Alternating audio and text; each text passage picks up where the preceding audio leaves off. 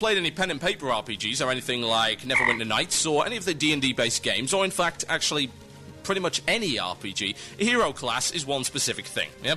A hero class is something that you progress onto after you are pretty much exhausted the leveling and experience line for the original class that you picked. Yes, that is true. That is what it is. And D&D particularly does this very, very well. Now, what's the purpose of it? The purpose is to allow your class to advance to another level which is either more specialized or otherwise more exotic.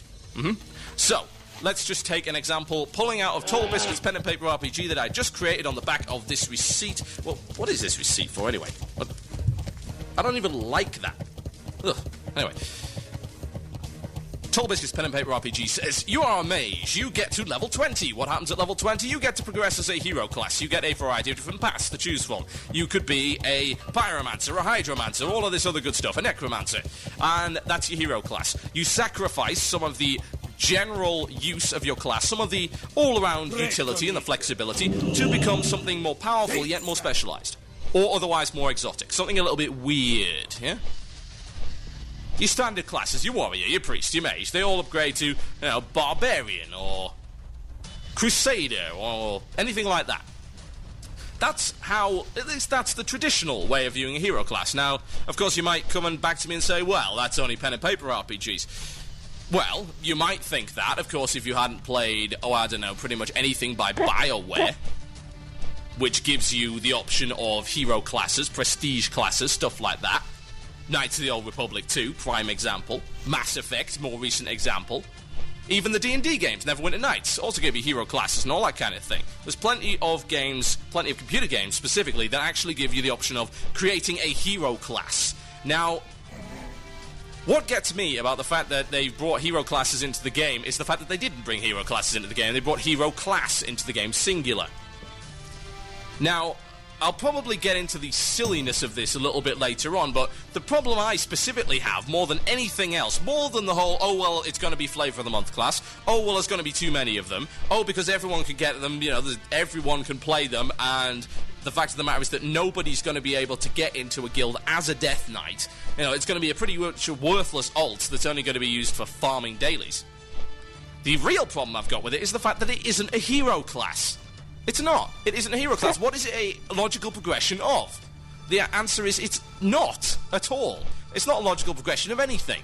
It's another class. Now, I'm not complaining about the hero class. Not the hero class itself, but the Death Knight. The Death Knight is fine. As a class, while it is at the moment, of course, OP, and let's face it, who didn't see that one coming? Oh, they've introduced a new class after 3.5 years. Oh, and it's overpowered. There's a shocker. I can't say I was particularly stunned by that. But the problem I've got with it is not the fact that it is OP, and I don't even have a problem with the class. I think the class is really nicely designed. It's a hell of a lot of fun to play, and hopefully when you guys get into the beta, or this little contest thing, did I say little contest? Once you get into the beta, you'll be able to try the Death Knight out, and you'll find the starting zone is one of the most wonderfully awesome crafted things you have ever seen. Oh, yeah, you might think that I'm being a little bit negative about the game, but to be honest, it's only because I like the game an awful lot, and there's a lot to like about Wrath, but I have to say that the implementation of hero classes was not one of them. Now, you might say, well, you're just talking about principle here, what is in a name, really? Well, the problem with a name is the expectation attached to the name, especially when it has historical context. And by historical context, I of course mean the context of pen and paper RPGs and past role-playing experiences, whether or not they be pen and paper, tabletop, or video games. The expectation of a hero class is something that is completely different than what it is implemented in Wrath at the moment. The expectation is specialization. The expectation is more exotic. Now, yes, the Death Knight is definitely exotic. There's no two ways about that. It's got a very exotic way of looking at particular things. The problem I've got with it is not the fact that it is exotic in itself, but that it is not a logical progression from anything. We can have a look at the classes. You could say, well, it's a logical progression from warriors. Well, it actually really isn't. Yes, it can tank, but it doesn't tank in the same way. It's a logical progression from shamans. No, it's not that either. It's a logical progression from paladins. No, it's not that either. No, it's not a logical progression from anything, and it seems capable of doing an awful lot of things. Now, it disappoints me, the fact that this has come in like this, because we know for a fact, I think we can probably surmise at least to 99% certainty that there will not be another hero class until the expansion after Wrath. Now, if it's taken an entire expansion to release a new patch, logically, we could draw the conclusion that it's not something they're going to be introducing in patch content. No, not at all. I mean, why would they do that?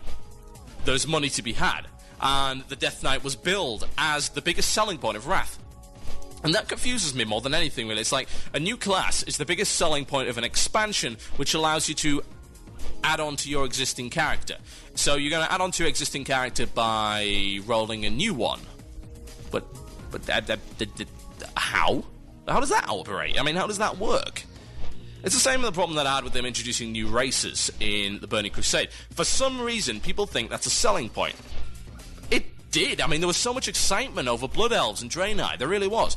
And back in the day, I think I was still doing Blue Pleas around the time, and I said, why? I asked you, well, these are not pieces of content. These are merely a little extras that serve no practical purpose as regards to the advancement of your character. That's the problem I had with them. Yeah? Because I could get no use out of them. I don't roll alts, yeah? I have one character. Well, that's not entirely accurate. I have two characters. Bye, Orion. Sorry, that was my son there. He's off to go to his nana's house. Which is unfortunate, because I'd have quite liked him to stay here and comment on Death Knights, but maybe we'll bring him on next show. Now, it didn't help me at all, the fact that they brought Draenei and Blood Elves into the game. Yes, it affected me because when I was playing a Horde character at the time, I suddenly have access to Paladins. The thing is, that did not require the addition of a new race. Indeed, a lot of time and effort was spent putting those zones in. Zones which I will never see, because I don't want to roll another character. I have a mage on US side, I have a mage on EU side. One is Horde, one is Alliance. They're both the same level. And I am only interested in playing mages. I don't care about any other class at all. I mean, don't ever think that I am unbiased, because I am. I am so biased. I really am. Because I love my mage, yeah, and I'm not liking the implementation of that at the moment, but we'll come on to that in a later section of the show. The fact of the matter is that races did not advance my character, and neither do Death Knights. Yes, you might say, well, they changed the group dynamic, well, they changed the raid dynamic. Yeah, well, as far as I'm concerned, all that does is give me yet another class I have to compete with for raid spots. And considering the current space and requirements of 25-man raids, those spaces and those spots are going to be few and far between. And I'm not a big fan of that. Of course, I want to get into raids. And I want to get into raids on the basis of my usefulness, rather than on the basis of who I am or what position I have to have in any guild at the time. That's not a fair and balanced way of allocating raid slots, and dealing with yet another class in there is going to make things difficult. So, I guess my conclusion on that has got to be that Death Knights are very, very cool, exceptionally cool, and you will get to play them in the beta if you get in there. Just, seriously, give them a try. They're very fun to play. The problem is, I like my mage, and I have no way to advance it other than the usual everyday run-of-the-mill ways.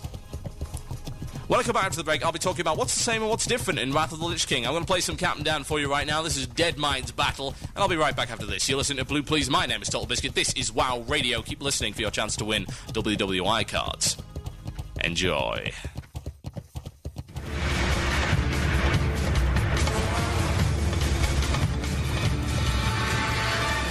Oh, yes, indeed, it will be epic. This, however, is Blue Please on WoW Radio with myself, Total Biscuit. Now, I have other things to say, and I certainly don't have a lot of time to say them, so I'm going to be getting on with it. Now, those of you interested in the contest, you've got to keep listening. You will hear the Olympic Ring, which will be the first of 5 words. Once you put those 5 words together, you will have to email them to olympics@wcradio.com. That is olympics@wcradio.com. And don't be hasty. I would suggest that you wait for all 5 words, lest you look like a fool. But yeah, don't worry if you're kind of stressed out about it. I'll play it twice during the show. That's twice, yes, 2. Yes.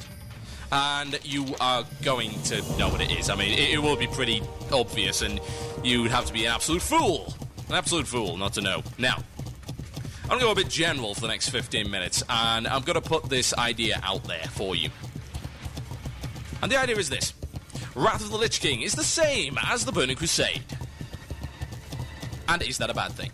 That is a good question. And that is a question I'm going to attempt to answer in the next 15 or so minutes. So let's get right down to it. My experience of Wrath so far. Yes, the game itself is pretty much the same as you would expect it to be. You go through the Dark Portal. And by, of course, the Dark Portal, I mean you get on the boat and you go into Howling Fjord. Or you go into the Borean Tundra. Yes, there are, in fact, 2 starting zones which you can go into, which is kind of nifty. And, of course, the reason for that is, well, it's twofold. If you don't like one, you can go to the other, because I know loads of people hated Hellfire, and they don't have to worry about either getting overcrowded, although I can pretty much guarantee you that they will still get overcrowded. This will at least, however, try to alleviate some of the overcrowding. What I will say is that, good lord, please, please, please, do not try and do the Zeppelin pirate bombing mission in the first few days. It will not happen. That Zeppelin's going to be full. It's a daily quest where you basically go around on the Zeppelin, and you have to drop bombs down from the Zeppelin, because, of course, you can't fly in Northrend as of yet. And you're competing with everyone else to do so. And let me tell you, it's hard enough to do it on your own with no one else there. With 200 people crammed on the Zeppelin trying to throw bombs at every pirate they see, good luck. That's all I can say with that. Ugh. It's going to be a nightmare. I'm going to be avoiding that like the plague. Now, you go into these areas, and what you see is pretty much what you would expect. It looks prettier, and it looks different. Now, it doesn't look as outlandishly different as the Outland. See what I did there? Dear. Yeah, I better not do that again. Now, it looks a lot more, I'd say realistic. Realistic is the wrong word, because nothing in WoW looks realistic whatsoever, and indeed it shouldn't. What it does is it's very much more matte colours and pastel shades going on there. It looks a little bit more muted. If you were going to use the word realistic, that would probably be the best way to describe it. Obviously, again, it doesn't look realistic at all, but the pastels are more muted and the shades are more muted, and it's nowhere near as wacky, and it's got nowhere near as many crazy, bright, primary, garish colours that the Outlands had, indeed, at least in the first few zones. No, it's a lot more restrained in its colour palette, and that's not actually a bad thing, because it does look very, very, very good. I mean, I'm not kidding. You have no idea. If you've never played the beta and you've just looked at the screenshots and you haven't seen the game in motion, you really have no idea whatsoever as to how cool it is. Let me give you an example. They've increased the view distance a lot. And I'm not just talking like a few feet. I'm talking like 5-10 miles. Let me ask you to do one thing for me. Go into beta if you have access, and of course when you do get access, go and try this. Get on your mount, and I'm not talking about your flying mount, just your normal mount, and go to the top of a very big hill, and just look. Just look at the amount of detail, and look at the distance. Look at the amount of terrain there is there, and just look at how well made it is. And just marvel at it just for a moment, because you know what? I say a lot of very negative things on this show, and I won't apologise for any of them, because they're all true. Or at least true in my crazed adult mind. But I think there's something that we really do forget. And that's the magic of WoW and how it made us feel when we first started playing it. How awe-inspired we were by the world. Why were we awe-inspired by it? I mean, it's nothing we hadn't seen before. It was just so well put together. And it looked so great. And there was all these little details. And everything felt like it was supposed to be there. You felt a sense of belonging in a world that you just entered. And Blizzard is very good at that. And you know what? It continues into Wrath. And I'm hoping that you guys will get the same feeling that I got when I started playing beta. And that was that feeling, that lost magic feeling, that feeling of belonging that kind of got swept away with all of the raiding and the repeating of the level 70 content and all that kind of thing, after I'd seen everything and done everything. And then going into this new area where everything was just so well put together. It felt like it was supposed to be there, and it felt like you were supposed to be there, and that was great. And I really like that. I think, again, that's something we really do forget. So take some time to appreciate the little details. Now, talking about little details, let's talk about the way that quests work in Wrath. The answer is, of course, exactly the same, but there's a lot of variety there. Now, you know how questing works. And you know what quests are kind of interesting and stick in your mind as cool and not cool. And you know, hopefully, what you'd like to see in future quests. Now, they've introduced an awful lot of quests which involve doing things which are somewhat out of the ordinary. They have reduced the amount of kill this many quests and collect this many quests. What they've done is, the ones that they have in there, they've spiced up a little bit. For instance, I came upon a quest which is around level 70-71 quest, and it involves killing these proto-drakes, and there's a big storyline behind this, and you can go and investigate it, and you'll see if you're in Howling Fjord. The proto-drakes and the Viking-style proto-titan race that are inhabiting the area are very prevalent, and the storyline in that area is linked pretty much entirely to them. And they have these proto-drakes, and they're flying around this area which is pretty much on fire. And the fire looks great. I mean, you haven't seen these fire effects yet, unless you've been watching our videos, of course. The fire looks awesome. And you have to go into this area, you've got to kill the proto-drakes. Of course, you can't reach them, they're too high in the sky. So what happens is, the guy who gives you the quest also gives you this wand, yeah? And everyone's able to use this wand. It's this terrible little wand that does about 20 damage, but he says he's enhanced the range to about 100 yards. And it actually does damage as well. It's not just like, say, the lasso that you get in the quest you find in the Blade's Edge Mountains, where you've got to go and wrangle those netherrates. It's not just a token item like that. It actually does damage. It actually acts like a proper wand. And it has a huge range on it, so that allows you to bring the mobs down to you.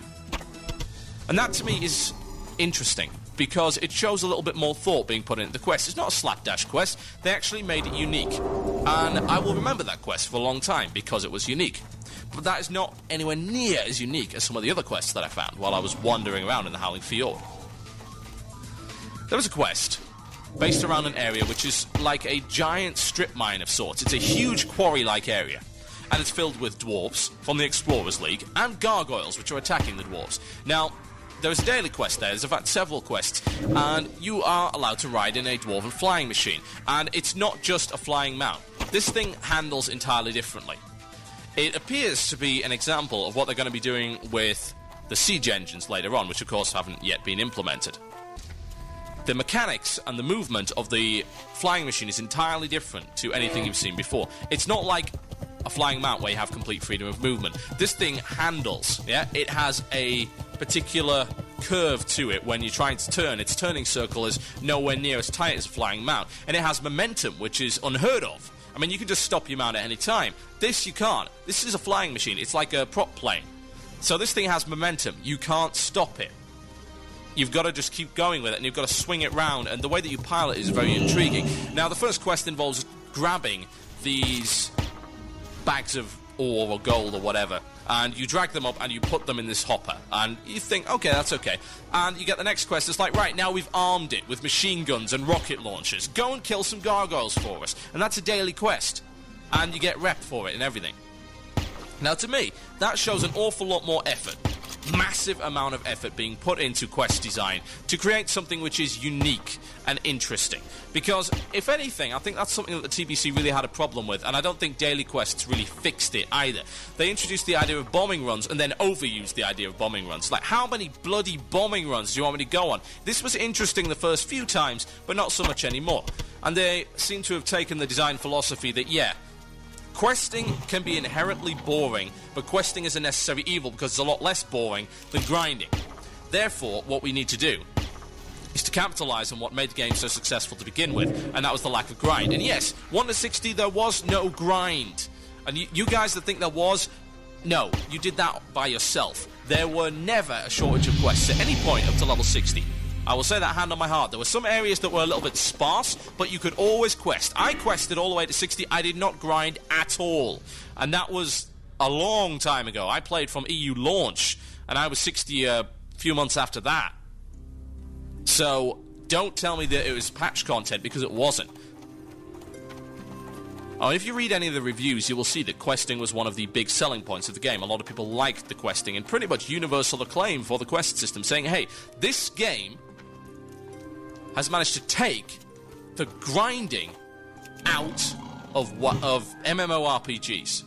It's managed to take the grinding out of MMORPGs. Wrath. What was that? Wrath. I have no idea where that came from. It sounds like a ring. Wrath. Wrath, you say? How mysterious. I wonder what it could mean. I think you guys will have to figure that one out. Anyway, the selling point of WoW one of the big selling points, at least in the reviews, was the questing system, and they are capitalising on it to make sure that it's going to be a long haul. I mean, I've been experiencing that, and it's taken quite a while. I've done a few instances, I've done a lot of quests, and it took me quite a while to get to 71. I'm sure that you guys could easily do it in a day if you hammer through the content, and no doubt I will probably do the same thing. But it's going to be a long haul to 80, and it's going to take you longer than it did to get to 70 in Burning Crusade. Now, what I would suggest is that you savour it. Savour it as much as you can, because the quests, at least from what I've seen so far, are very enjoyable. Very enjoyable indeed. As to whether or not there's anything different there, well, you can add as much variety as you like, and people will still say, well, it's the same old questing. And I don't think you're going to be able to escape that. And indeed, I would suggest that you don't want to escape it. Seriously, I would like you to think about the alternative. Think about pretty much any other MMO that's had issues with XPing and leveling up, and the grind associated with it. I used to play MUDs, and all you got to do in that was grind, and it took longer than it did in WoW to gain a level. And there were 100 levels in the MUD that I used to play. And I played it for like 5 years, and I didn't get to level 25. Oh, and you lost levels if you died. Think about the alternative. I think that WoW players really are quite spoiled at the moment. They really have no idea how it used to be. How things used to be. I sound like a bit of an old man there. It's kind of sad. But I really don't think that a lot of you realise just how easy you've got it.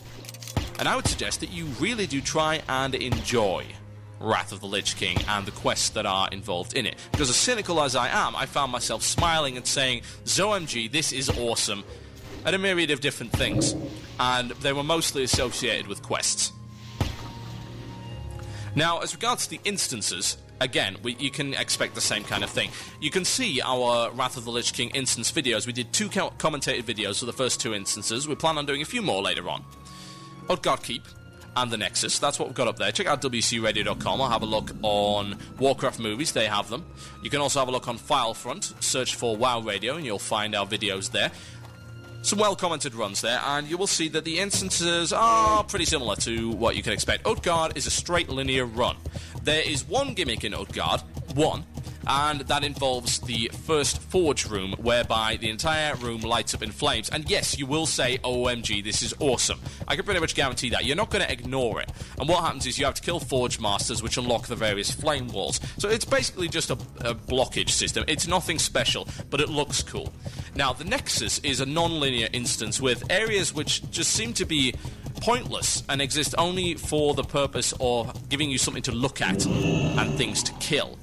Now, again, not necessarily a bad thing. Learning the navigation is something of a lost art, in my opinion. Instances have been very linear of late, particularly stuff that isn't raid content. And indeed, even raid content has been quite linear in the way that you advance. Their definition of non-linear was, well, Black Temple, so they called it. They called it a non-linear raid experience, and it wasn't by any stretch of the imagination. There was an order of things you had to do it in.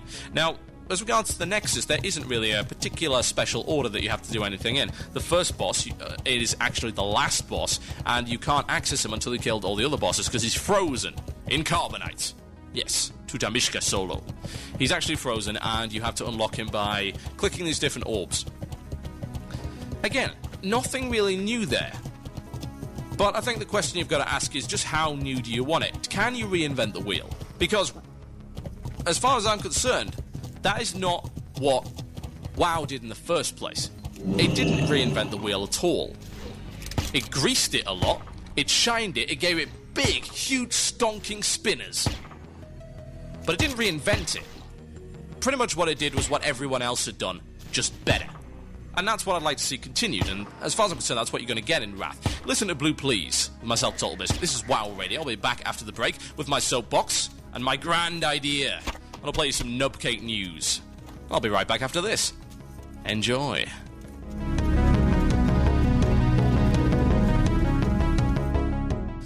Live from the Blue Please Tower in Howling Fjord, it's Nubcake News with award-winning anchor Total Biscuit, bringing you all the news that matters, whether you realize it or not.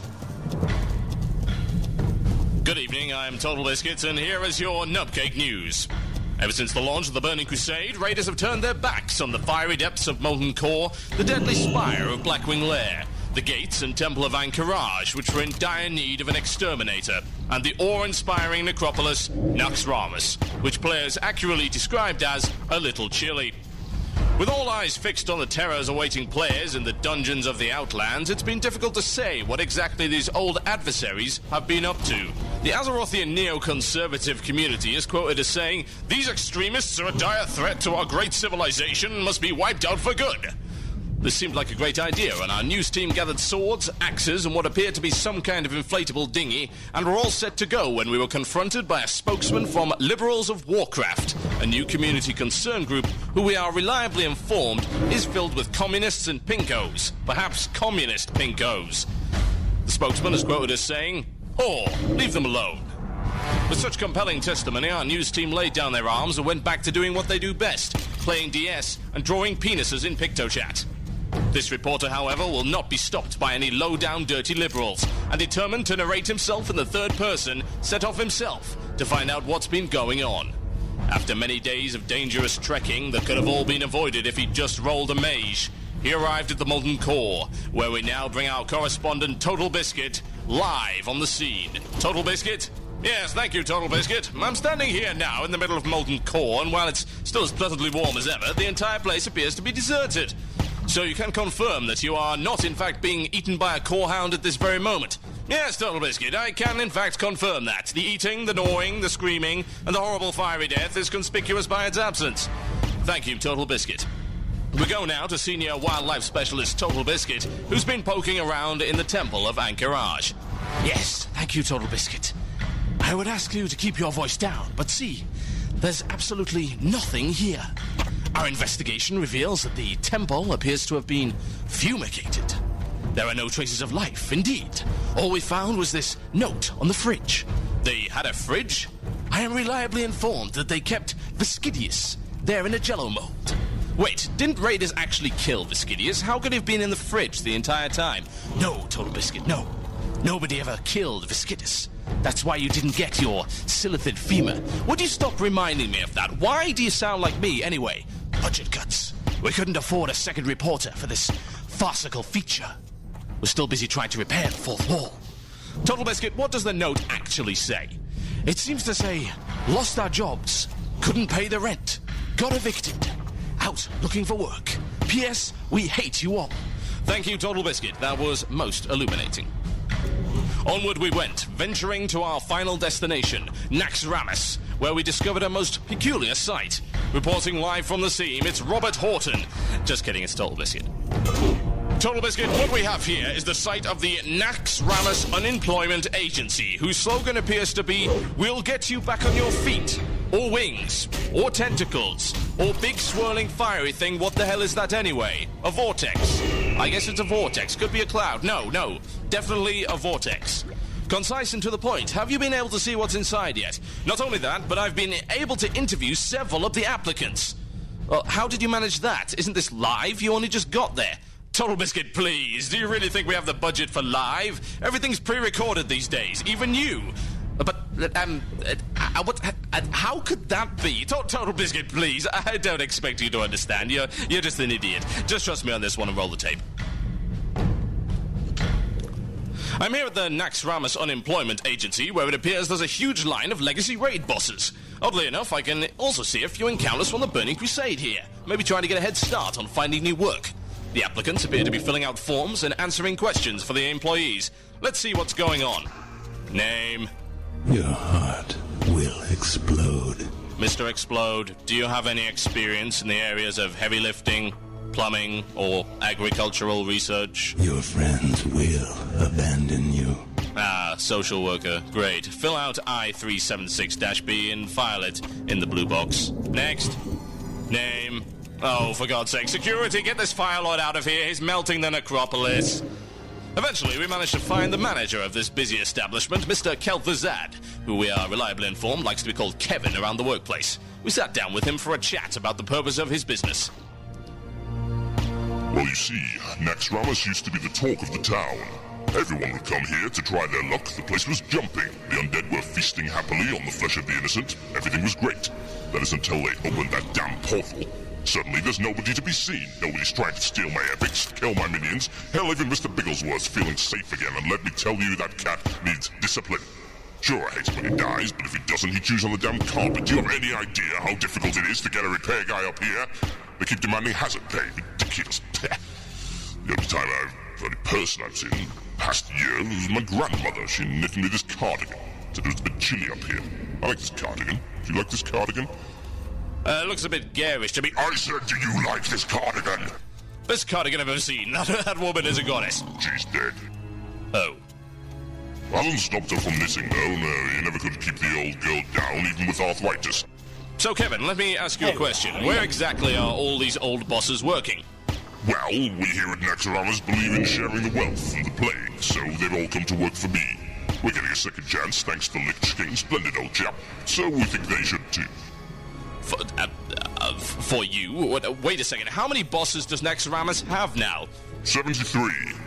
Well, 74 if we can get Viscidus out of the fridge. They just seem so happy in there. Do you think any of them are holding a grudge? I mean, I used to be a raider. Why don't you ask Patchwork? He's standing right behind you. So as you can see, a community-conscious raid dungeon for the new expansion. We hope there's a long reset timer. This has been Nubcake News. Good night.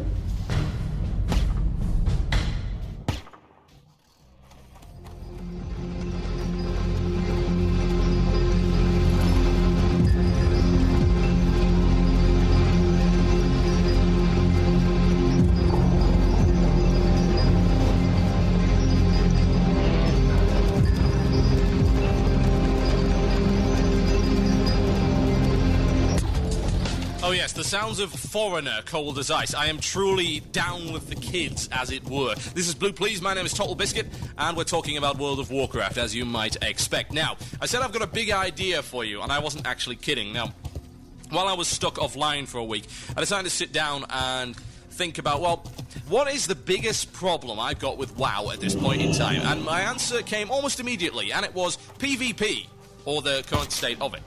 Now, as a guy who rolled on a PvP server and enjoyed many a gank on the way to 60, I'm saddened to see the current state of PvP. It's pretty terrible, to be quite frank. Battlegrounds are pretty much awful. AV consists of nothing more than running to the other guy's boss as fast as you can, not even to stop to fight in the middle like we always used to do. Where does the 5-hour AVs go, man? I mean, their system's just terrible. All of the other Battlegrounds, I can't even figure out what Eye of the Storm's supposed to be. It's just a complete and total mess. But the biggest problem I've got is not Battlegrounds. My biggest problem, and my biggest beef right now, is arenas. And you might say, Total Biscuit, what's so wrong with arenas? Arenas are fine. And of course I would call you an idiot, because they're not fine. They are clearly not fine. They're indeed one of the biggest sources of complaint within the WoW community right now, and yet no one seems to know how to fix it. They all come out with these little elements. It's like, well, this is wrong, this is wrong. It's like, yeah, well, all of these things are wrong, but what's really wrong with it? Well, I'll tell you what's really wrong with it. The fact of the matter is that it's a bad system from the get-go and needs a complete, total overhaul. So I decided I'll overhaul the system. And I'll write a proposal. So I started writing, clickety-clickety, you know, sounding like this. 5 hours later, I've got 4,000 words, or so, give or take. And I've also got a 20-minute audio presentation, which pretty much consists of me reading the design document, because some people are just too lazy. I mean, I suppose there's kind of concern for people who are hard of sight and can't really see it very well, but, you know, most people are pretty lazy and they prefer to hear it rather than actually have to read it. So, in the next few minutes, and I say few, I mean like 15, I'm going to explain this system to you. I'm not going to play the 20-minute audio recording for you. I don't think that's really necessary. But what I will be doing is, while I'm talking about this, I'm going to be posting it on the WoW Radio forums in my Blue Please show discussion forum. Now you might ask, Total Biscuit, how do I get to this miraculous forum? Well, the answer is quite simple, my dear. Go to WCRadio.com, click the forum button. Yeah? And when you do so, well, I'm going to do this right now. I'm going to walk you through it. Open up your browsers. Fellows, let's do it. Click the forums button at the top of the screen. Click the forums button. And I've broken the forums. Why did I tell you to click the forums button? Oh no, it's working again. There we go. It's just going to slow down a little bit, I would imagine. Now, go to the forums. Scroll about halfway down, you'll see show discussion. Click on blue, please. And what you're going to see there in a moment is a thread called It's a Top. Total Biscuit's Arena Revamp Proposal. It's a top. I spent all night thinking of that, really. That's actually a lie, I didn't. It was all week. Anyway, I'm going to post this for you, and you're going to get to read it. It's going to be exciting. And at the moment, I'm uploading the audio recording, so you can listen to it after the show. And I do mean after the show. If you tune out to listen to it, I will kick your ass. Like, I'm not just talking your ass, it's like a collective ass-kicking of sorts. That is what is going to happen. And you won't like it. Oh, no. No, you will not like it. So I'm going to post this right now. I'm just going to preview it just to check that it's all okay. Yep, seems to be fine. Oh dear, the message exceeds the maximum allowed length, 20,000 characters. I have a maximum allowed length on my forum? What is this? Somebody fix it right now. I'm going to try and fix it live on air just for this. Now, in the meantime, I'm going to tell you something about this arena system. Now, the arena system that I envision is a league system with divisions. So, not your average run-of-the-mill whatever you have right now. Oh, no, absolutely not. It's going to be a league system, and it's going to be divided into several divisions. Okay?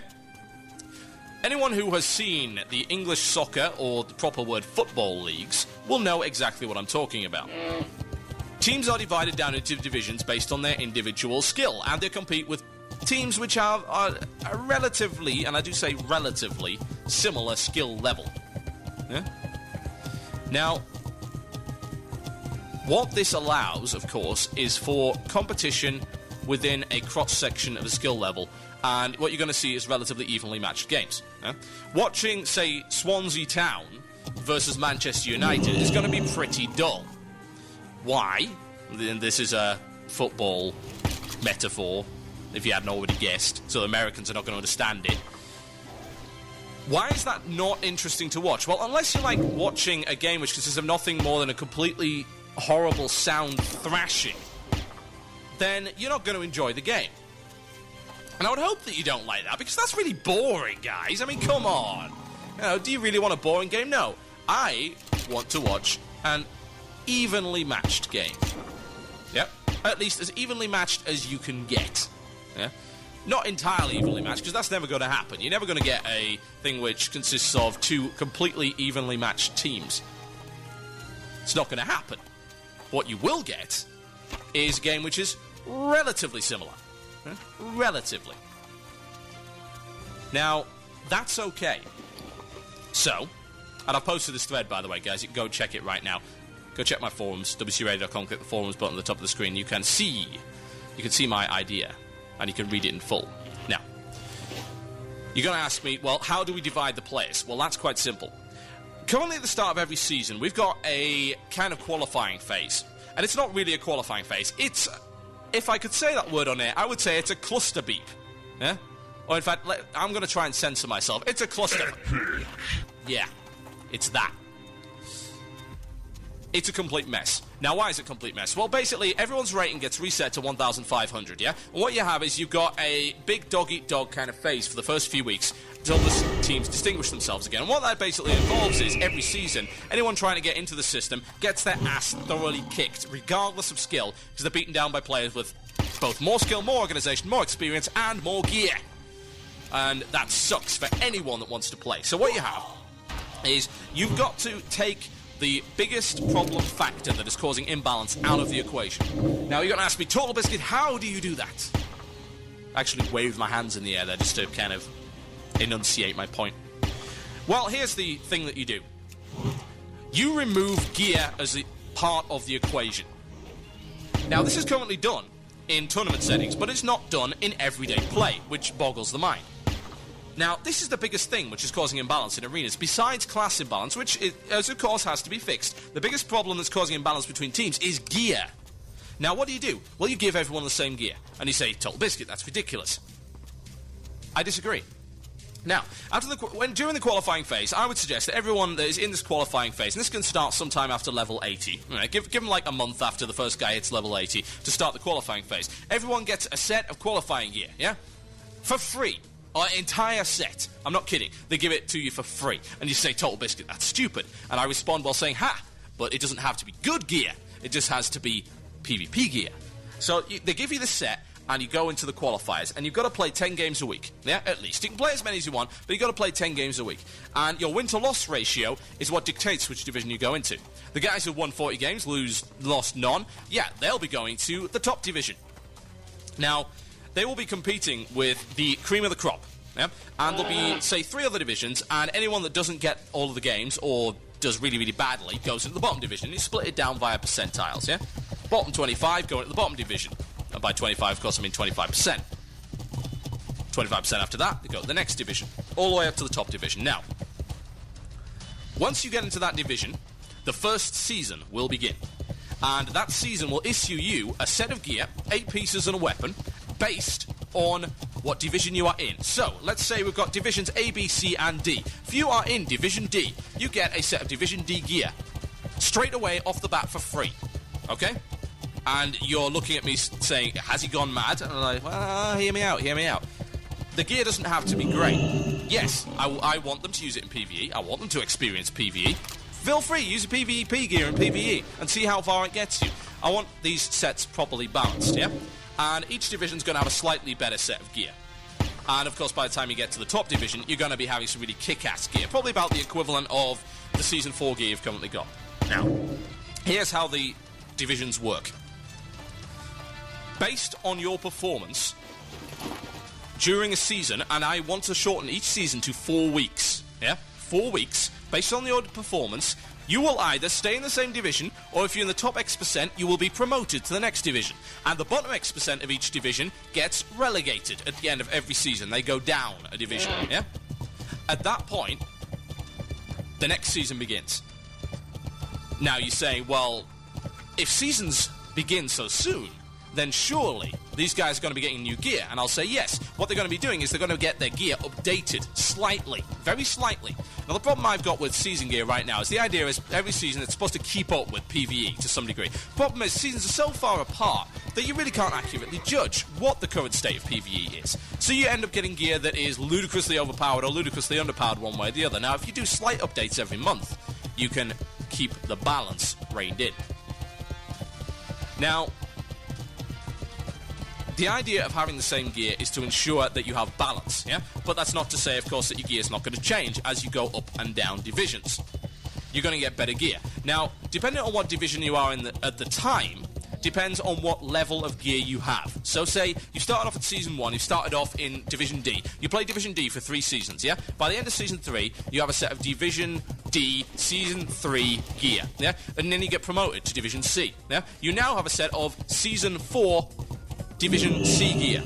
Now, if you were to drop down to Division D again, your Division C gear, you would get to keep it, yeah? You can still have it, but it wouldn't be updated every season. Only the division you are currently in gets updated gear. So, for instance, you start off in the top division, you never get back up there again. Eventually, the lower tier gear in the lower divisions is going to be more powerful than your Season 1 high tier gear. That represents, of course, the idea that you have to constantly compete in order to keep your gear up to scratch. You have to earn your gear. I'm not kidding. You really have to earn anything past the first division, as in the one at the bottom.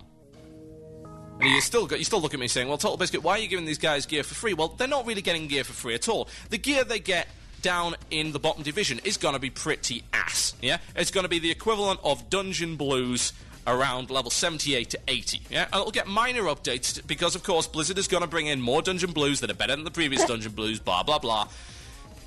And, yes, they can have it, but would they really want it? No, they want the better stuff, yeah? And eventually, up at the top division, you're going to be getting stuff which is the equivalent of raid gear, yeah? Good raid gear.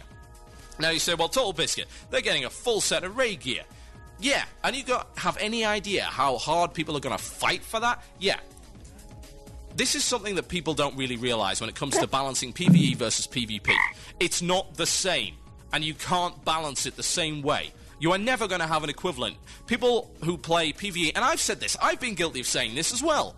I will throw my hands up in the air and say, hey, crucify me for saying that, really.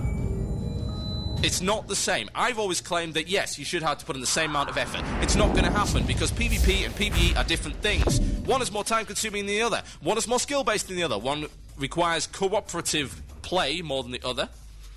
There's all these different factors. They're completely different systems. They need to be kept separate, at least as far as you can.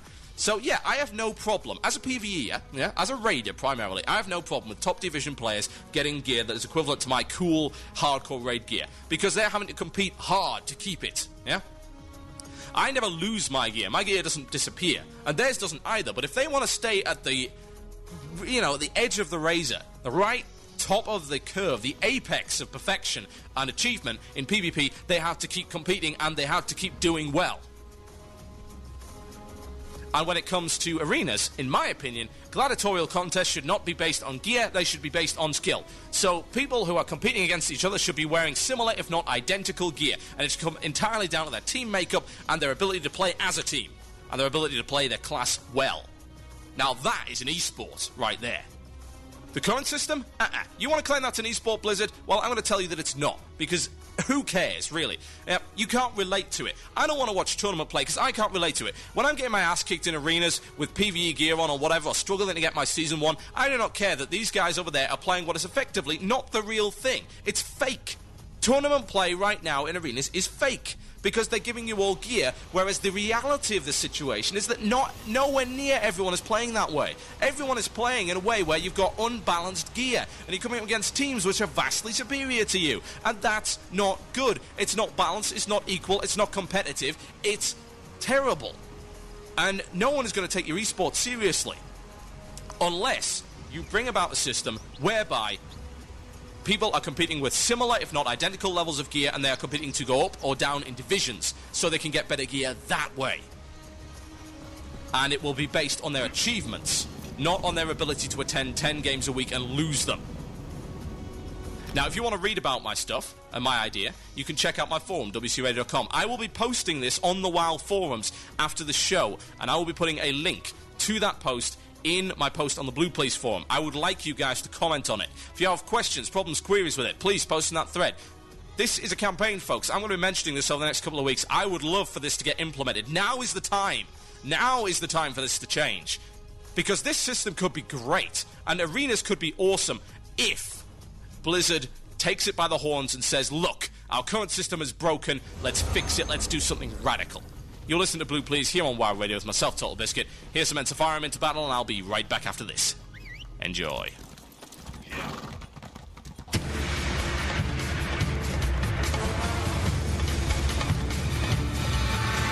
Oh yes, sounds of Enter Fire 'em into battle. If you weren't listening live, you didn't hear that. That means you need to listen live next week, and it will be back to the proper time. Yes, indeed, the proper time, which will be 5:30 EST. Yep, 5:30 EST, which I believe would be 10:30 British time, whatever that might be. The rest of it, well, you just have to work out for yourself. You will see a nice little timer on the front page, wcradio.com, and we have some cool changes coming to the website soon enough, and you will get to see that. Yes, you will. You will see it very soon indeed. Now, my last section of the show before I hand over to Cadwallian and Dunkor with their show, which is called WoW Things Considered. Yes. So you got more WoW coming up here on WoW Radio, wcradio.com. Wrath. I have no idea what that was. Wrath. I don't know. Who knows, eh? Now, it's the illusion of choice. What the? I think there is actually a ghost in the system, because I did not do that. Did you hear that? Do you hear the little DJ Wiki going on there? I think my drop-in is haunted. I am terrified. Now, we're going to go to the email box. Yes, I'm going to open it up right now, and I'm going to pick one at random. Yes, I will. And I promise you this is actually random. So here we go. I'm going to close my eyes. I literally, if you just imagine, close your eyes as well, and you can imagine me closing my eyes in front of a screen, staring at you guys with your eyes closed in front of another screen. It's an infinite loop thing. It's kind of scary. So, close my eyes, and I'm going to click, and it is an advert for GameStop. Let's try again. I need to spin the wheel thing here. That would be pretty awesome. Of course, none of you are going to believe that this is actually random, but You know, it's the illusion of choice, guys. Here we go. And it is Arcane Mages. What a surprise. Actually, it's mostly Mages. And this one comes in from... Where's his name? He has a name here somewhere. I wish people would make it a little bit more clear as to what their actual name is or whatever it is. It's kind of silly. Now, this one is coming in from... Where's your name? Where is your name? Why do you do this? Seriously. Things a lot easier. This one has come in from a Peter... Welcome to the Harvest. How do you pronounce that? Like I said. Dishliv? Peter Dishliv. And he says, hey TB, thanks for coming back on the air. Well, you are welcome. I would like to hear your opinions on Mages in beta, particularly with the changes to Arcane. I have a feeling that you just wanted me to rant, really, because that's pretty much what you're going to get. Honestly. You're going to end up with me ranting for ages about this. Now, I'm going to make your topic a little bit more general so it will appeal to everyone else who's listening, because I'm sure you guys don't want to hear me ranting for 15 minutes about mages. Do you? Really? Let's see in IRC. We'll take a vote. The newcomer has Yes, made we're going an to take a offering to vote the in band. IRC. Join with me in If you celebration. want to hear 15 minutes of ranting about mages, I would like you to type the word rant in the IRC channel. If you do not want to hear 15 minutes of me ranting about mages, Stern hand type of the harvest, no rant. master of blight and Vote plenty. now. Accept this gift. I'll have a little kind of Feed silly and thing grow here. We'll go, stronger. do. This is voting music. Yes, it is. It's voting music. It's voting music. Ha, you're all getting kicked. Idiots. Anyway. I don't believe you guys fell for that, really. I must have seen like 50 people just get kicked out of the channel there. You fools! We should take away their metal boxes. Right. Okay. We are doing mages. Now, I'm going to make this a little bit more general, because there is a point that I would like to make on the subject of mages. Now, let me talk about Arcane for a minute. Arcane, the whipping boy, the red-headed stepchild, the third wheel of mages. Everybody hates Arcane. Now, the question is, why does everybody hate Arcane? Well, the answer as to why everyone hates Arcane is actually pretty damn simple. Arcane has always been a completely inviable spec for doing anything. You can't do anything with it. Now, back in Legacy content, it's only useful for Pom Pyro. Yeah, that was its PvP spec there. Only use in that respect was for Pom Pyro. Now, in the Burning Crusade, finally, we got some equipment that actually helped, and a spell that actually helped by the name of Arcane Blast. Those of you who don't know what Arcane Blast does, basically you cast Arcane Blast, it starts at 2.5 seconds, and every time you cast it, it gets quicker to cast, but it costs more mana to cast. It stacks up to 3, and there's this little debuff that stays on you, which is the casting speed and the mana cost, and will disappear after 8 seconds.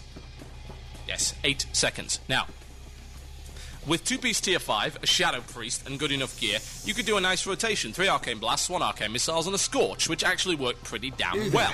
And I indeed was in a Black Temple Raiding Guild using that spec and rotation. And you know what? I was top 5 DPS. And you say, well, Total Biscuit, top 5 DPS isn't all that impressive with 25 mans. You know what? I don't care. Screw you. You know, you're so negative all the time. That's your problem. Now, this was okay, yeah? It was viable if you had the proper gear, but it really wasn't a preferable spec. I mean, unlike other people who have, oh, I don't know, let's see, specs that work! Yeah, isn't that nice? Spells that actually make sense, that synergize well with the playstyle, and the playstyle is clearly defined. No, we're not going to have that, are we? You don't see Prot Warriors trying to DPS. You don't see Holy Priest trying to DPS. Oh, wait, you actually do, don't you? Oh, dear. Now, the problem with Arcane is that the talents don't go together. What the talents do is they work for every other tree. Yeah? They're actually beneficial for every other tree. They're not actually as beneficial for the Arcane tree. It's madness. It's absolute madness. I mean, there are some trees in some classes that, yes, they have useful talents that you can cherry-pick from, so you can go with the hybrid spec. Arcane is all cherry-picking, yeah? At least it was. It was all cherry-picking. basically, if you're playing, you either take Fire or Frost, and you probably take Clear Casting, and maybe if you're playing PvP, you take Palm and maybe Improved Silence and stuff like that, but you wouldn't actually get anything else. Now, we've heard a Crusade, but hey, look, we have a viable spec. It's not that viable, it's certainly inferior to the other two, unless you have set gear, but you can play it. Of course, Blizzard couldn't have that, so now what have we got? Oh, yes. Oh dear. What have we got? Let's see. What have we got? Terrible is what we have.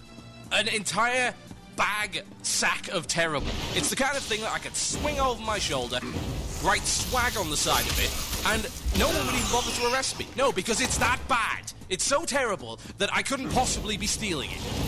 It doesn't matter. I could be walking out of the most secure vault in the world with this bag, because this bag is so terrible, nobody would stop me.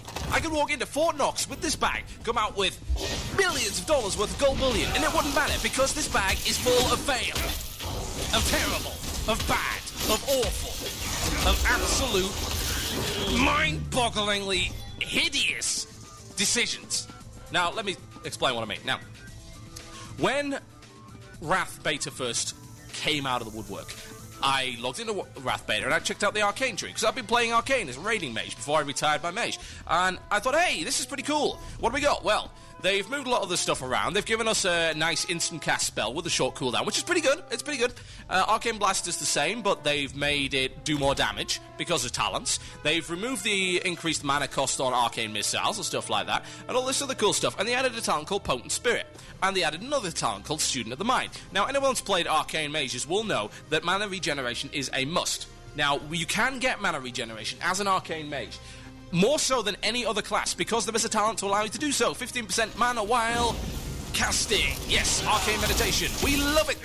And you combine that with Mage Armor. And what do you get? Well, you get lots more, because you get 30% for that, 15% for that, stacks up, 45%. Yes, 45% regen while casting. It's great. Now, combined with High Spirit, that's a good setup for Arcane. Now, Potent Spirit was supposed to give you 15% of your spirit as crit points, and it did, and it was cool, because what it did, it's not that it was a great talent in itself, and it's funny, because I've been debating this with people, and the Theory Crafters, who I might point out all suck horribly and have absolutely no idea about game design. They're only stuck, they've got their heads stuck in numbers. I have a problem with Theory Crafters, I really do, because what they see strict utility in numerical form. They do not see the way a class is supposed to feel and a class is supposed to play. No, they see numbers. They min-max. That's what they see.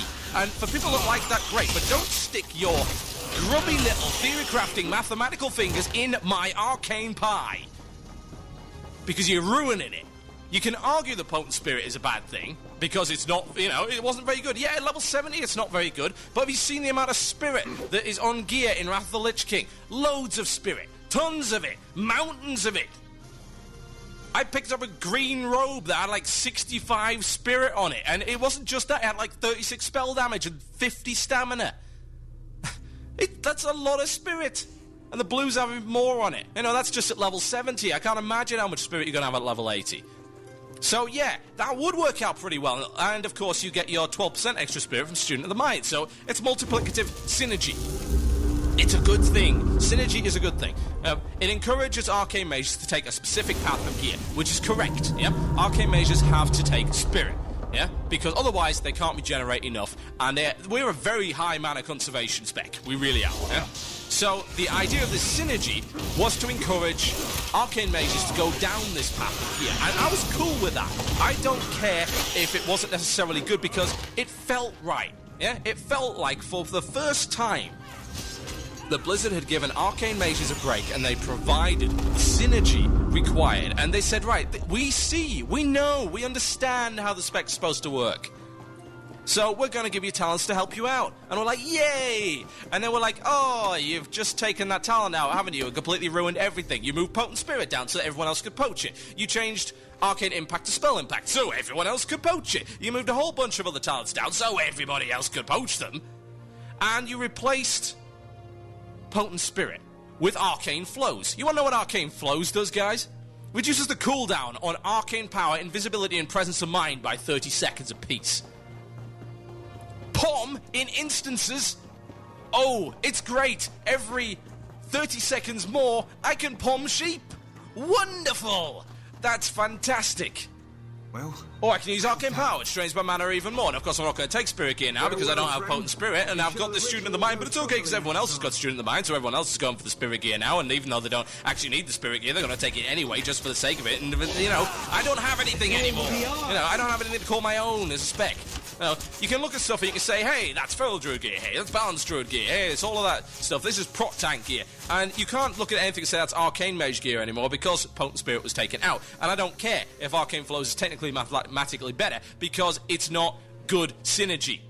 It doesn't feel right. And not only that, but, you know, this is not all that they've messed up. I mean, they've taken Arcane Blast, removed the 8-second debuff, replaced it with a 3-second debuff, and instead of now reducing the casting time, it reduces nothing. It actually increases damage. Yeah? What does that mean? Well, try casting a 2.5-second spell with a 3-second debuff in a situation where you're going to get any spell pushback whatsoever. What happens? Oh, look at what happens! You can't keep the debuff on you, so you can't get the increased damage, so it's an inefficient nuke. Not only that, but you can't have it as part of a rotation anymore. Now, you can't even cast that little Arcane Barrage thing, the nice little thing that you now have. Now, what's worse is they added a new talent in called Missile Barrage, which basically makes your missiles cast at half the time, yeah? They're just like, pew, pew, pew, pew, pew, machine gun arcane missiles, haha. I fire at the darkness, yes I do. And because of the fact that it only procs off of Arcane Blast, you have to pretty much spam this spell, which has spell pushback. You can't even have it in your rotation. You can't rotate the way you used to be able to. It's a mess. It's like, what are they even doing? And the issue that I've got with this is that this is something that DPS classes, particularly pure classes, suffer from more than anybody else, because other than DPS classes, everything else is a hybrid class. Warriors are hybrid classes. No kidding. Priests are hybrid classes. No kidding.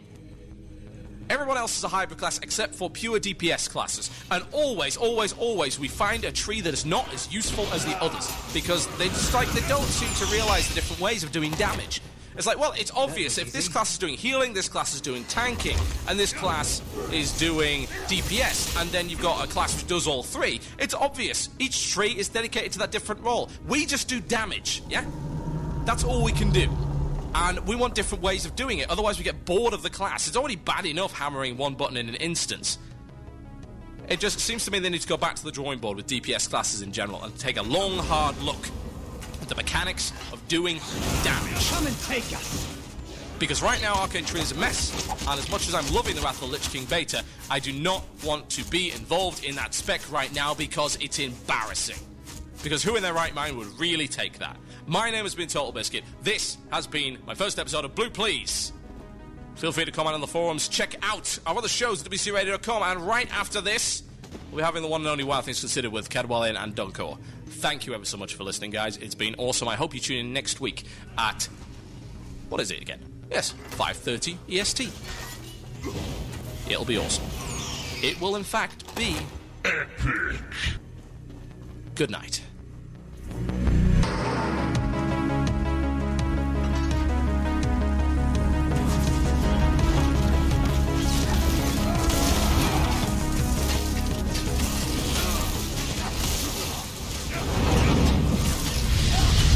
One man, one Murloc, one giant angry badger. That's it. This is Blue Please. It begins now.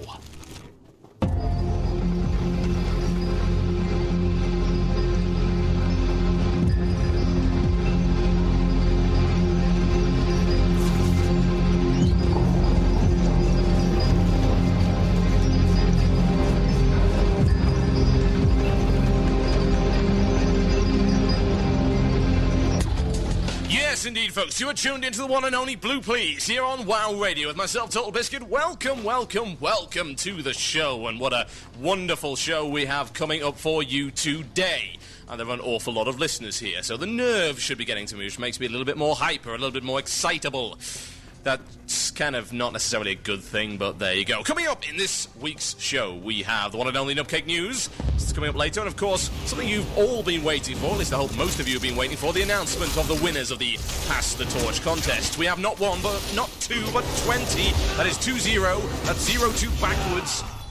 WWI cards to give away, but that is not all. Coming up a little bit later on in the show, my very special guest, one of the founding members of GameSpy, the creator of the Flintlock comic series. It's the one and only Fargo.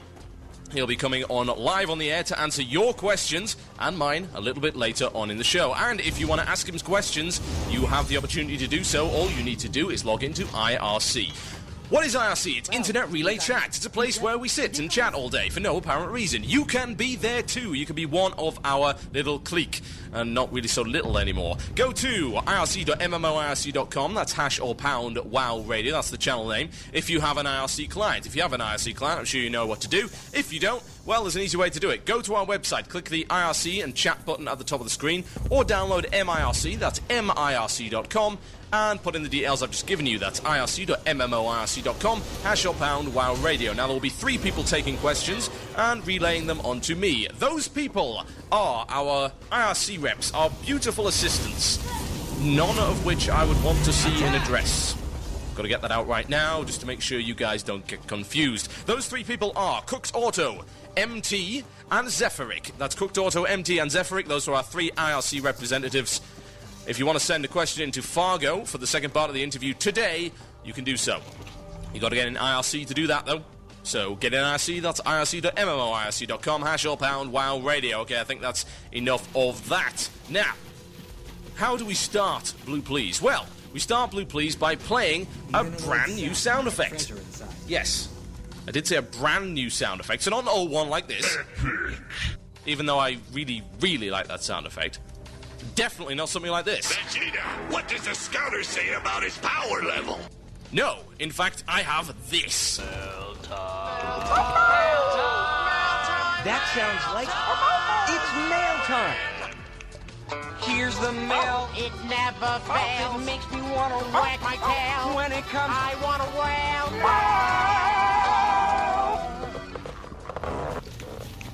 Are you embarrassed yet? Because I am. It's mail time! Yes, indeed. Over the week, you've been sending me emails, and I've been picking out the choice ones. And by choice, I don't necessarily mean good.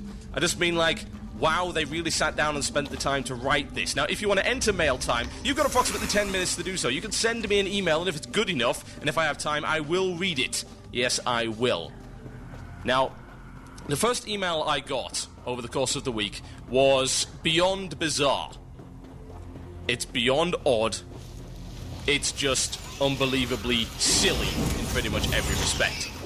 So, I am going to read that for you. Now, let's find it. Here we go. Let's see, where is it? Where is it? There. Okay. Now, this is kind of weird. I have changed the names in this just to protect the identities of the people responsible. I have absolutely no idea whether or not this was serious. We were wrong. At all. It was sent to me, and it was sent to Jen. So it was sent to station management. And it's kind of bizarre. Let me put it that way. So I'm going to read this one for you. I really don't know what to say to this. It's crazy. So here we go. This is from an anonymous person. I'm not going to name names. I'm certainly not going to give out their phone number live on air, because that would be incredibly irresponsible. Now, here we go. If this sounds like a plea for help, that's because it is. The only request I have, though, is for you to read this email through without passing judgments and without you hitting the delete button before you read it all.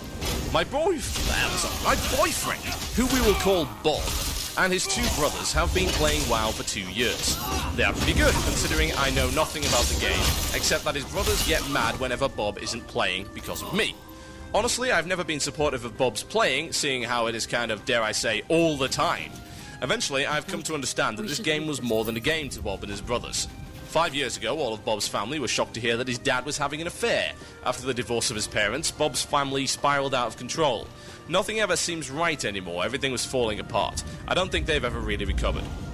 When they first witnessed WoW for the first time, the boys thought it wasn't anything they would be into. Boy, were they wrong.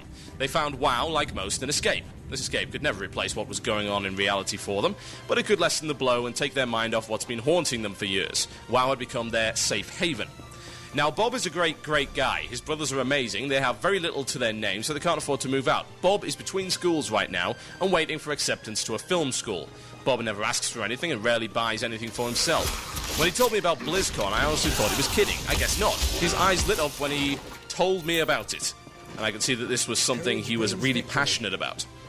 Since he never gets to do anything with his brothers besides sit at the computer, BlizzCon would be the perfect event for them to go and enjoy, along with other people that are interested in the same thing.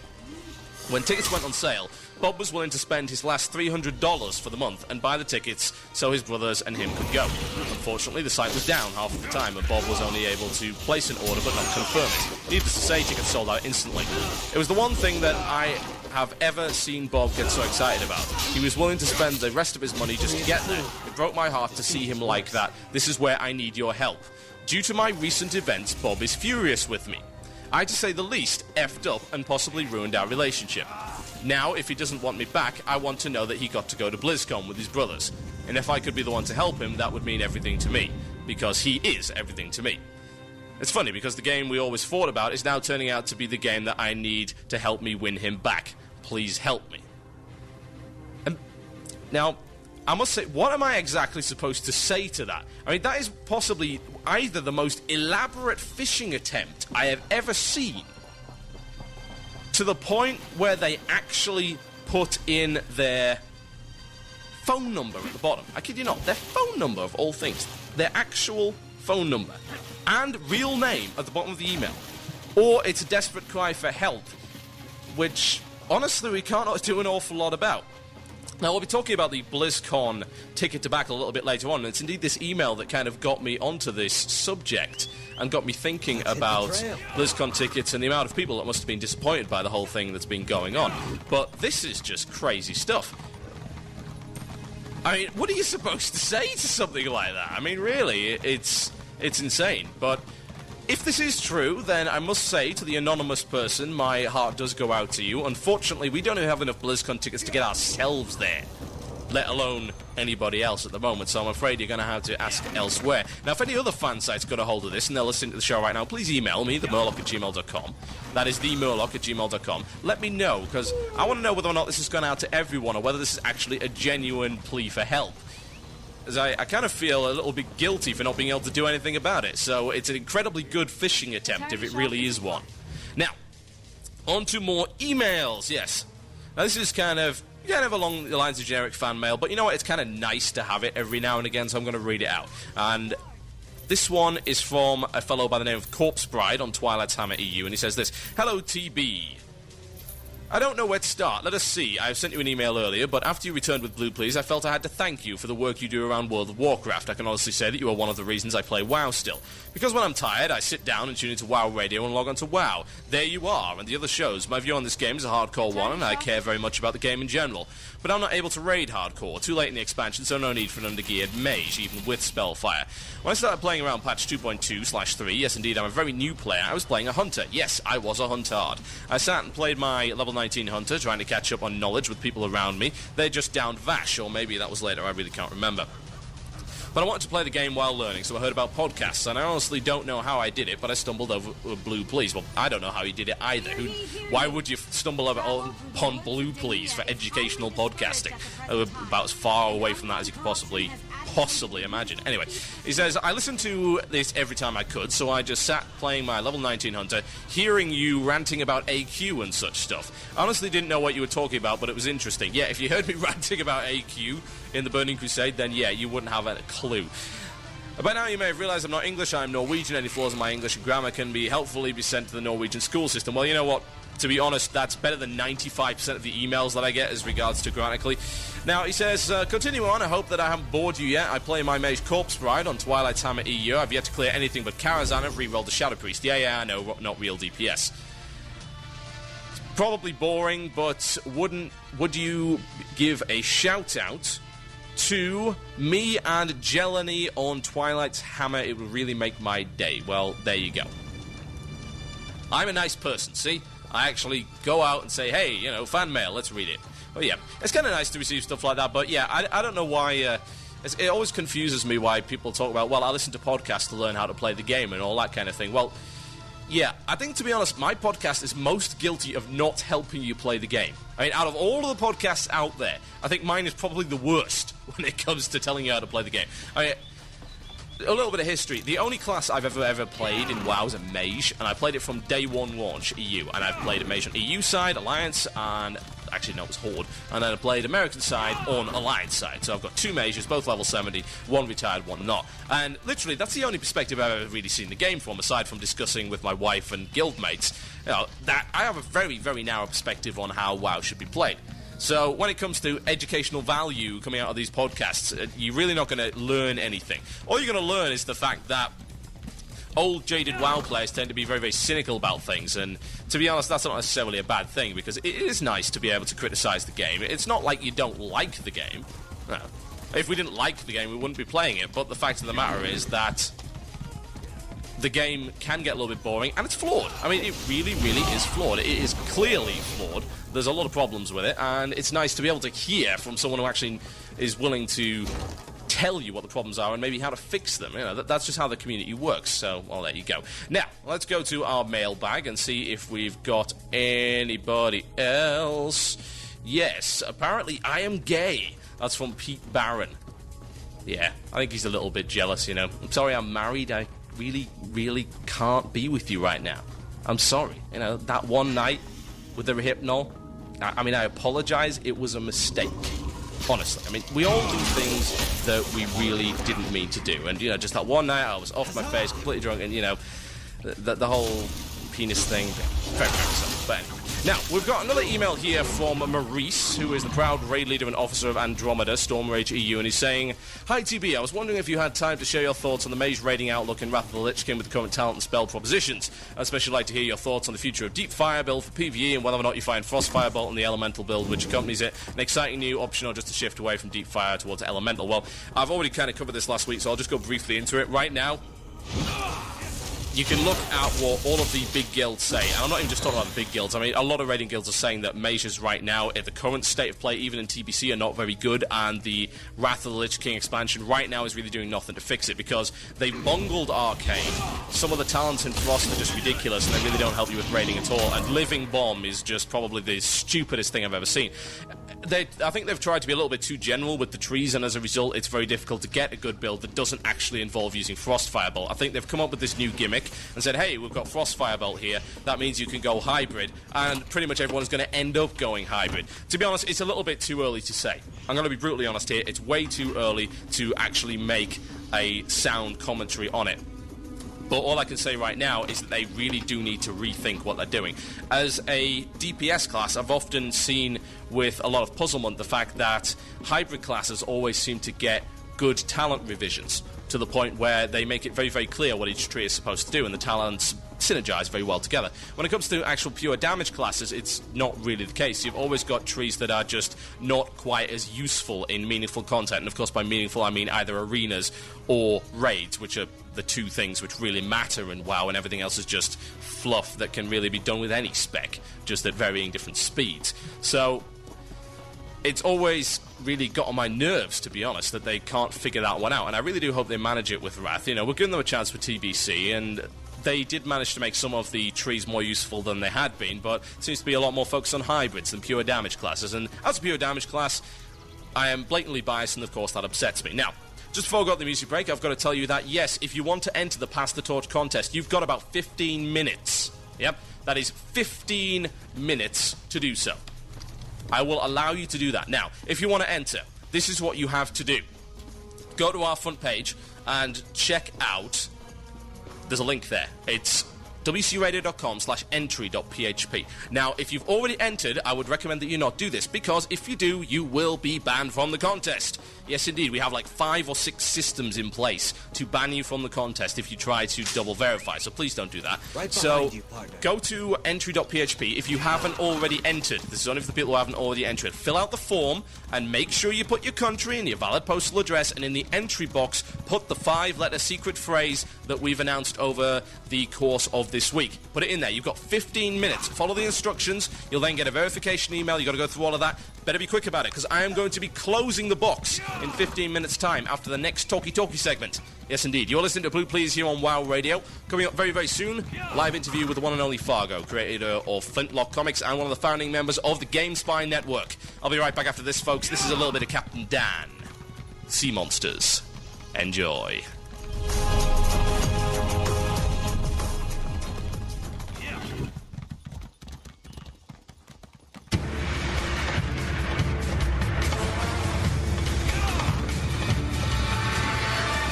Yes, indeed, folks. You're tuned into Blue Please here on WoW Radio with myself, Total Biscuit. And only 15 minutes until the Fargo interview. Yes, indeed, the Fargo interview. I'm going to give you 5 minutes from now. Currently, on my clock, it says 17, 51, and 15 seconds. In 5 minutes, I am closing the entry box to the Pass the Torch contest. Yes, I am closing it, so you better get to it very, very quickly. If you never received a verification email from the start, you need to go to entry.php. That's wcradio.com/entry.php and enter there. You've got like 4.5 minutes, so I would be very, very quick indeed if you want to get entered into the random draw. Now, the email that we got earlier, the crazy, either you're very, very unlucky and very, very, I wouldn't say pitiful, but, you know, I can kind of sympathize with the whole situation, or you're the biggest troll ever, reminded me of the BlizzCon ticket issue. And by issue, of course, a lot of people are calling it a disaster, a debacle. All of these other crazy words that they just dug out of the thesaurus in order to sound clever. Now, here's the deal. BlizzCon is going on October the 11th, if I recall correctly. October the 11th, October the 12th, or 10th, 11th, I can't really remember which, in Anaheim, California, in the Anaheim Convention Center. Now, what is BlizzCon? BlizzCon is a big fan meet crossed with a kind of press conference and all of this other cool events that are going on for people that like Blizzard games. Now, historically, it's mostly been about WoW, although there's been elements of StarCraft. There's always been Warcraft 3 and StarCraft tournaments. The first time we went, we actually got to play StarCraft Ghost, which wasn't as bad as people claimed it was. Obviously, it's now been cancelled, so shame about that. And, of course, last time people went, they got to see a lot about StarCraft 2 and the expansion. And this year, we're expecting, of course, much information and hopefully playtime of Diablo 3. Now, they expanded the amount of people that could go because loads and loads of people wanted to go. An awful lot of people. Now, I think they underestimate just how many, because they managed to sell out their tickets in 8 minutes. Yes, they did, 8 minutes. And usually you'd say, well, okay, fine, they sold out the tickets in 8 minutes. That's nothing unusual. I mean, big concerts and gigs with popular bands and all that kind of thing, they sell out that quickly all the time. Now, the problem is that it did so in 8 minutes over the course of 2 days. The rest of the time, the website was broken down or ended up charging one of our listeners 58 times. Yes, I am not kidding. 58 charges on his credit card in order to try and actually buy a ticket. Now, why Blizzard decided to do it themselves rather than actually put it through, say, Ticketmaster or anyone that's remotely used to handling these kind of things, I really do not know. And there are some conspiracy theories flying around, particularly that Scalpers had already scripted out the website. And as soon as the tickets went on sale, Scalpers ran a load of automated scripts, which is what caused the website to crash. And ticket scalpers are the ones that ended up walking away with the tickets. Now, of course, that's just a conspiracy theory, and I've really got nothing to prove it, but it does seem to be relatively likely. Now, there has been a response, indeed, from Blizzard. Their PR manager, by the name of Sean Dameron, who we have spoken to, and I am a big fan of. I like Sean. Sean's a great guy. And this comes from the OC Register, the Orange County news source. I'm going to be reading this, and I'm going to be commenting on the state of the ticket sale system over the next 15 or so minutes. So, if you are sitting company? What? Sitting company? What am I talking about? Sitting comfortably. Then I will begin. Now, he said this. The issues that people faced were due to an incredible rush to purchase tickets. Last year, we sold about 2 tickets per minute, selling out in 72 hours. Now, I seem to recall, actually, that it was a lot quicker than that. I remember buying tickets then, but the thing is, they released the tickets in waves, so it was a little bit easier. Now, He said this, of course, and then said that 50% more tickets were available this year, and they sold out in a combined total of 15 minutes. This meant that thousands of people were trying to purchase tickets at the same time, so some people were not able to get all the way through the purchase process before the tickets had been sold out. Now, yes, we've actually heard about that. We've heard about people saying that they got through to the end and said the status of the items in your shopping cart has changed. And by changed, of course, we mean, yeah, you can't have it, which is harsh, to say the least. Now, he says this: any idea how many requests you were hit with to bring the system down? Well, he says that they don't have an exact number, but it's safe to assume that it was well into the thousands. Well, yeah, I imagine that it was well into the thousands, to be honest, but then again, it would hardly be the first time that sites have been brought down due to rushes. Now, of course, there are many and varied ways to ensure that that doesn't happen. So I'd like to know, let's see if the rest of this article has any information as to why this happened in the first place. Now, question that was asked: last year it took 3 days to sell out 8,000 tickets. Sounds like many, many more fans wanted tickets this year. What was the difference this year? And he said most likely it has to do with the fact that we currently have more announced games in development than ever before. The second World of Warcraft expansion is in beta testing, StarCraft 2 is well into development, and we recently announced Diablo 3 at our worldwide invitational event in Paris. Our goal was to address additional demand by adding another convention hall and 50% more tickets, but clearly that wasn't enough. We'll continue to review the entire process in order to better address these issues for future Blizzard events. Now, I mean, I'm not sure that I am entirely buying the whole, oh, well, false modesty thing. Well, we didn't know so many people want to be there. I mean, to be honest, BlizzCon, with the downfall of E3, is becoming one of the biggest gaming events of the year. I mean, it really is, alongside Comic-Con, Gen Con, and all that kind of thing. It's becoming one of the largest video game enthusiast events of the year, and it's not just general gaming. I mean, that's what makes it really surprising. You're dealing with Blizzard games only, mostly WoW fans, some StarCraft fans and Diablo fans, of course, but mostly WoW fans. Now, that is actually shocking. The size, I mean, I was at the first BlizzCon back in 2005, and there were a lot of people there, and the tickets sold out, I think it was probably about over the course of a week. And a lot of people still said they wanted to go. Now, the year after that, they sold out even quicker. And it just seems very odd to me that they thought an extra 50% would be enough. I mean, to me, it seems like this entire thing could be run in multiple locations. I mean, they could not so much go on tour with it, but at least have one on East